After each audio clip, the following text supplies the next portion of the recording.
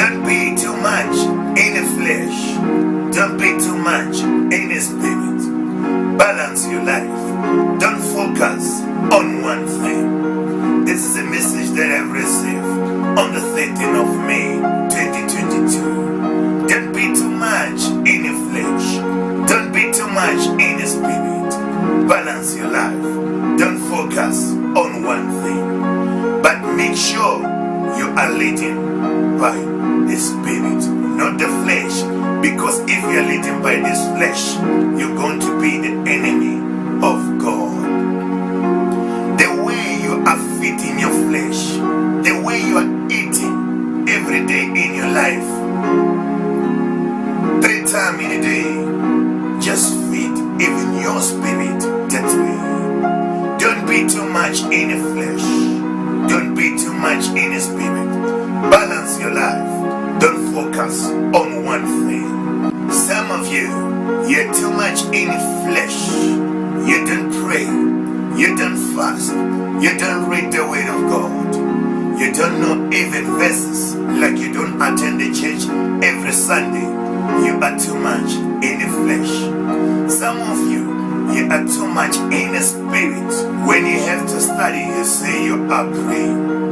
And you are always falling into the one trap, acting as if this flesh does not exist. And some of you, always when you're speaking, God say, well, some of the things that you're saying has got nothing to do with God. It's just your mind. Don't be too much in the flesh. Don't be too much in the spirit. Balance your life. Don't focus on one thing. Use your right hands. Use your left hands. Play a piano on the other side.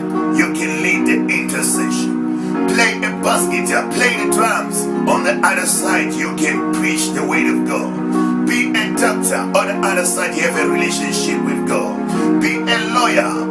On the other side, you are filled with the word of God. Don't be too much in the flesh. Don't be too much in the spirit. Balance your life. Don't focus on one thing. Now, look at the story of Peter.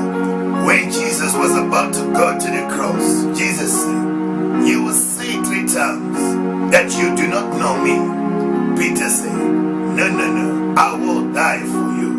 Because Peter was relying on his strength, on his physical power, not knowing that there are challenges that need a prayer, not only your physical strength.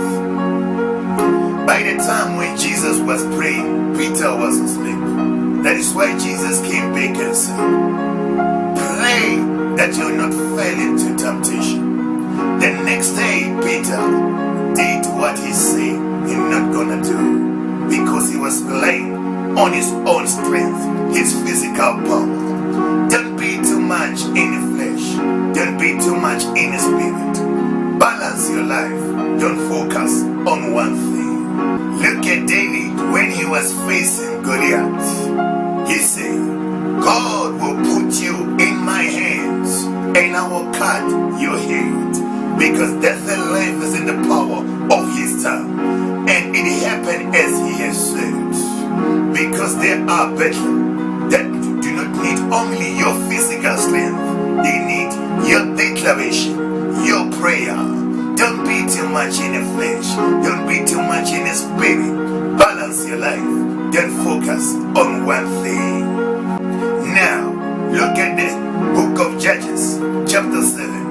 The story of Gideon. When God sent him to fight the Midian, God said, the people that are with you are too many. Send them to the river. Those who will kneel down, bend over, drink the water with their mouth, send them back home. But those who will use their hands to drink the water, take with you to the battle. Check this picture. Those who drink the water with their hands, they can see if the enemy are coming. They're not focusing on one thing. But those who kneel down and bend over, drink the water with their mouth, they are focusing on one thing. That is why God said, send them back home. So don't focus on one thing. instrument. Don't focus on one thing. Play the instrument at the same time you can share the word of God. Be a soccer player at the same time you can preach the word of God. Be a businessman, businesswoman at the same time you are filled with the word of God. Be a pastor who can preach the word of God.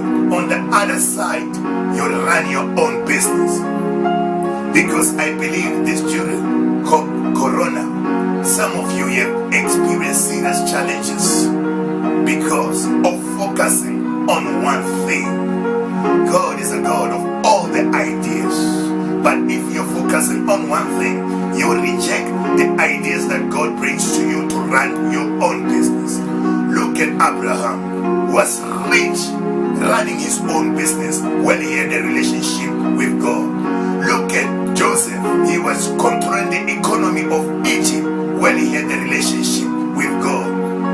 Look at David, look at Solomon. They had a relationship with God, but running their own business. Don't be too much in the flesh. Don't be too much in the spirit.